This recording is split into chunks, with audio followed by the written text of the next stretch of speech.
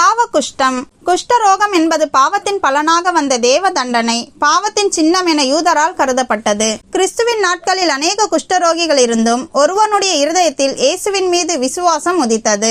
அவன் தேவ தண்டனையில் கஷ்டப்படுகிற தன்மேல் கிறிஸ்து இறங்குவாரா, மனிதர் நடமாடும் இடங்களில் அவரை சந்திப்பது சாத்தியமா போன்ற அநேக குழப்பங்கள் மத்தியில் தன் உதவியை நாடிய ஒருவரையும் அவர் புறம்பே தள்ளினதில்லை என்று கிறிஸ்துவை குறித்து கேள்விப்பட்டு அவரை காண தீர்மானித்தான். சிரமங்கள் அநேகம், ஆனால் இதுவே அவனுடைய ஒரே நம்பிக்கை. சில சமயங்களில் எதிர்பார்த்து வந்த குணப்படுத்தும் ஆசீர்வாதங்களை இயேசு உடனே அருளவில்லை. ஆனால் குஷ்டரோகத்துக்கு வேண்டுதல் வந்தவுடன் சுகமளித்தார். லௌகீக ஆசீர்வாதங்களுக்காக நாம் ஜெபிக்கும் போது உத்தரவு தாமதப்படலாம் அல்லது கேட்பதிலிருந்து வித்தியாசமானது கிடைக்கலாம். ஆனால் பாவ விடுதலைக்காக நாம் ஜெபிக்கும் போது பதில் உடனே கிடைக்கும். பாவ குஷ்டத்தில் வேரூன்றிய ஒருவன் ஆண்டவருடைய பாதங்களில் விசுவாசத்தோடு விழுந்து, ஆண்டவரே, உமக்கு சித்தமானால் என்னை சுத்தமாக்க உம்மால் ஆகும் என்று கெஞ்சும் போது, எனக்கு சித்தமுண்டு சுத்தமாக என்ற உத்தரவை அவன் கேட்பான்.